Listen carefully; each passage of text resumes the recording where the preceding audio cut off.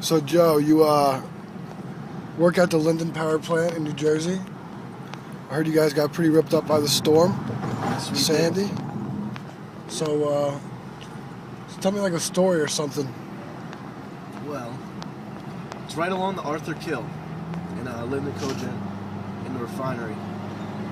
And the Arthur Kill overflowed, which sent 4 feet of water going through my plant, blowing up some 480 transformers, a couple of 4160 breakers, and it tripped the whole plant.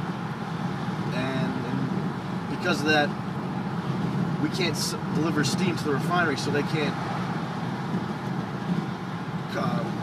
make gasoline and stuff like that. And we send our power to underneath the Goethals to Staten Island. At Staten Island, can't get our power. And the Goethals on the other side, where Con Edison is under 4 feet of mud right now. And even if we could send them power, we wouldn't be able to because they're not ready. So when is everyone going to be ready? It's like 6 months. 6 months? Like, do you have power there and stuff? We got generators running because we're self-sustaining. Once we're running, the electricity works at our plant. So you still have water in there, or no? We got water, but all pumps in the whole plant, all the motors, all the pumps, everything's got to be changed out.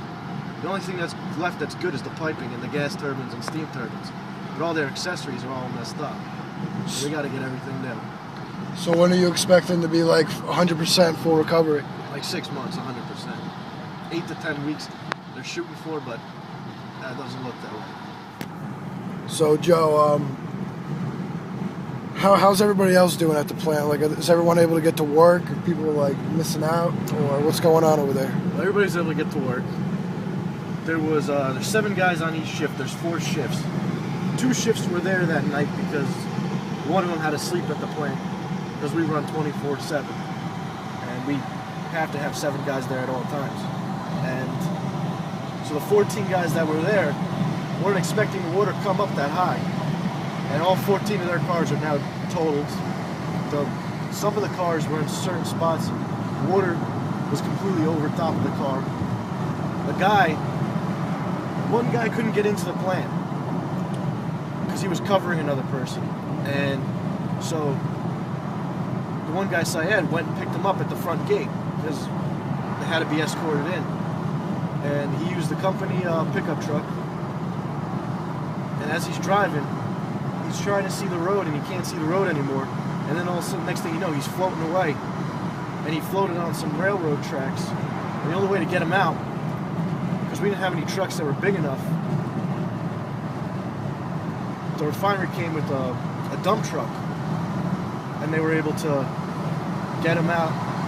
And he was up, neck deep in water because there was a certain spot, and he got lucky. They could have been seriously injured or killed. Was he hurt at all, or? No, he wasn't hurt. Well, 2 guys weren't hurt, but right as that was going on, there's a building right across the street, and that's where they keep all their sand and salt for when it snows in the wintertime.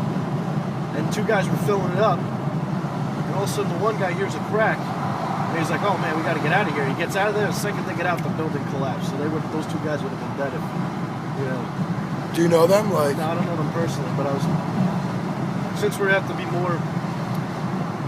have a lot more communication with the refinery right now, I've been talking to a couple guys, and they've been telling me stories. It's pretty crazy.